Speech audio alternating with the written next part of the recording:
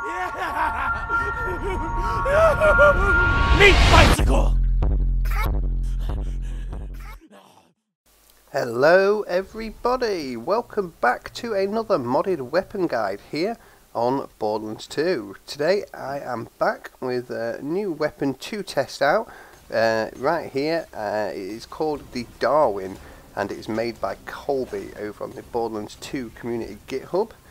It replaces the Scorpio assault rifle and of course it comes in all elements, and we're going to be using quite a few of them, well a couple of them today, testing it out here in the arid Badlands. Nothing too strenuous or anything like that, we're just going to be killing skags and loaders because why not. I love killing loaders, so yeah, mainly corrosive and fire will be used for this, but also it works surprisingly very well with slag element, better so than most of the other elements actually, from what you can maybe see later on if we get that far into the footage.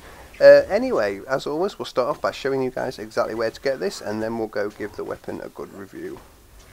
So to get this, you can click on the link in the description, that'll take you straight there, or you can navigate there yourself by clicking on Borderlands 2 mods on the community GitHub main page, and then just scrolling down ever so slightly to Coleby's section, which is right here.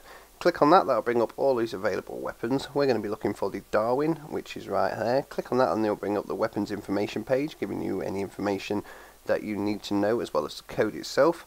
To save it, click on the raw tab at the top right of the screen, right click, save as, and save into your Borderlands 2 binaries folder, and then grab yourself a couple of Scorpios, head into the game and execute it using the console commands on the console command menu, as you can see.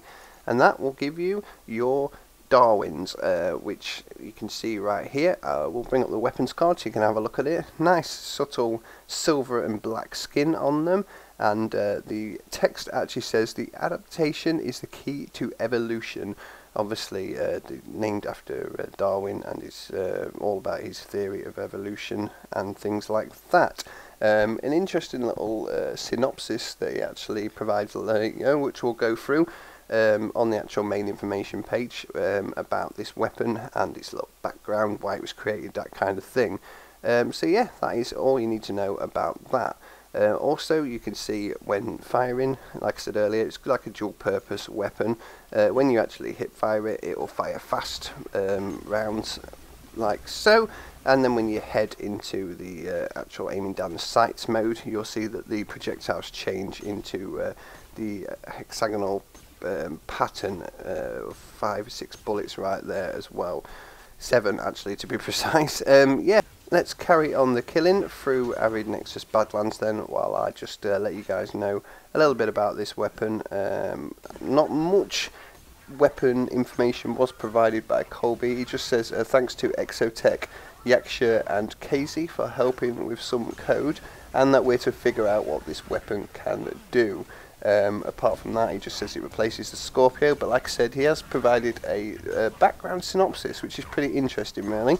So it says the Hyperion Corporation hired a top-notch research and development team to create a weapon that could take on any difficulty.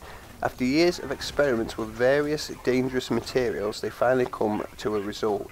They managed to create an assault rifle that was capable of adapting itself to whichever type of resistance the enemy had and weaken it, while retaining its own power.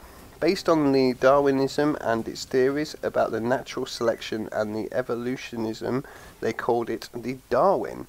So yeah, that's pretty interesting really. So basically this weapon seems to, from that description, the main thing we can take out of that is that the weapon will adapt to the resistance of the enemy and weaken it. So if an enemy resists shock damage, say, or very high shielded, that kind of thing, then the weapon will adapt to that and you know, make it weaker to the shock element, and also strip the shields better, etc, etc. If it resists corrosive damage per se, then I'm assuming that it will be weaker to the corrosive element to this rifle, or even if it's a fire rifle, it'll probably still you know, maybe deal a bit of corrosive damage. I'm not totally sure on that one.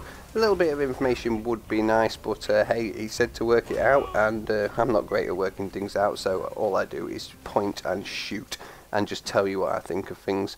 So yeah, if anyone wants to look into it, maybe provide a bit more information, put it down in the comments below. That'll be really handy to a dumbass like me that just likes to kill things and not work things out too much. But yeah, anyway, you can see from blasting it through these things, it does work very, very well. It's not in the slightest bit overpowered at all, really. The actual shooting of the aiming down sights shooting does deal more damage, obviously, than the hip firing, but also the fact that the hip firing, you can get more rounds down per second on the enemy.